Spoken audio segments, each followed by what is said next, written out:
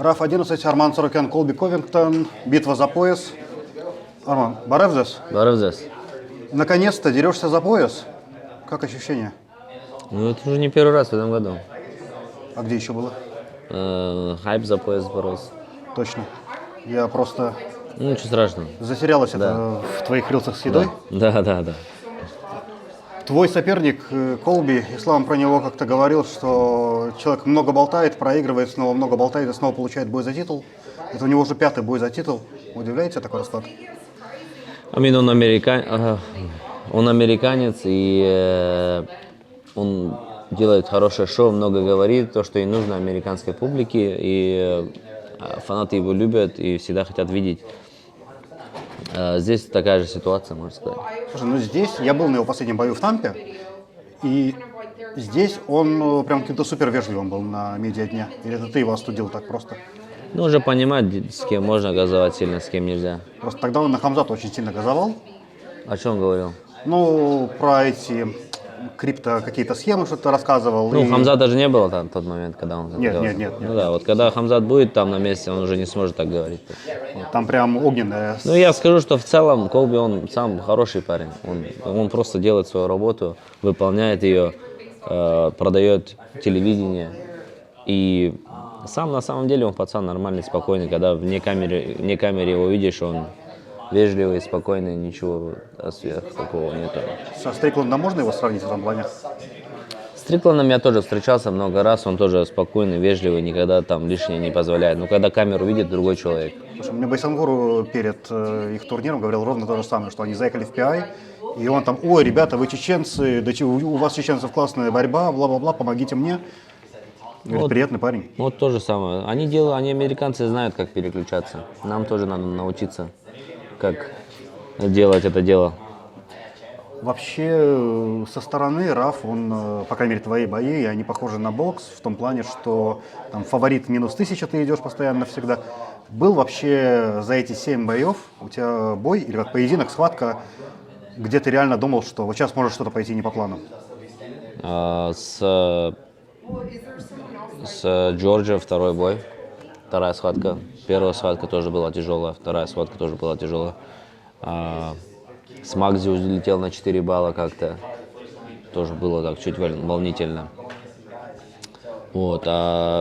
Набираясь опыта, вот, допустим, с Куватом, когда я уже боролся, уже, знаешь, как-то понимал, в угол пришел, там мне тренер говорит, я ему говорю, давай сейчас дадим ему ошибиться и возьмем просто дармовые баллы, чтобы, допустим, не тратить энергию. Он говорит, ну давай, делай, что хочешь. То есть уже сам чувствую уже потихонечку борьбу. Но ты чувствуешь, что ты прокачался в борьбе очень сильно? В сравнении с тем, что было до твоего первого выступления в РАФ? Да, вот за полгода я набрал борьбу более-менее, и начинаю уже именно как борец думать, делать технику. К слову о борьбе, но о борьбе в UFC. Последние бои Хамзат почти не боролся, Мовсар в Лондоне, когда боролся, почти не боролся, Пади с Гейджи почти не боролся, Мухаммед, когда защищал титул, почти не боролся.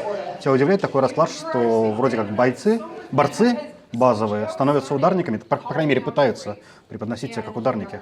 Ну, во-первых, борьба забирает очень много энергии, а во-вторых, UFC не нравится, когда ты борешься.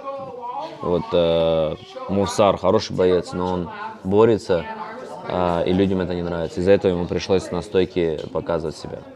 Ну, например, тот же Хамзат в бою с Шоном. Хамзат тоже, да, первый раунд отборолся, второй раунд уже начал на стойке, понимал, что бензобак заканчивается, и он думал, что он перебивает его. Из-за этого не боролся. Продолжаем тему UFC. Али Абделязиз недавно твитнул, что чемпион скоро встретится с тем, с кем он еще не встречался. И тут первая версия у фанатов, что это Джастин и ты. Есть ли у тебя какая-то информация? В понедельник у меня встреча с UFC, и они мне дадут весь расклад.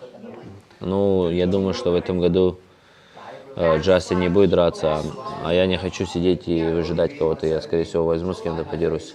Ну, смотри, Топурия, получается, отпадает, потому что у него по медицинским показателям до конца года. Пади только что дрался, остается Оливейра.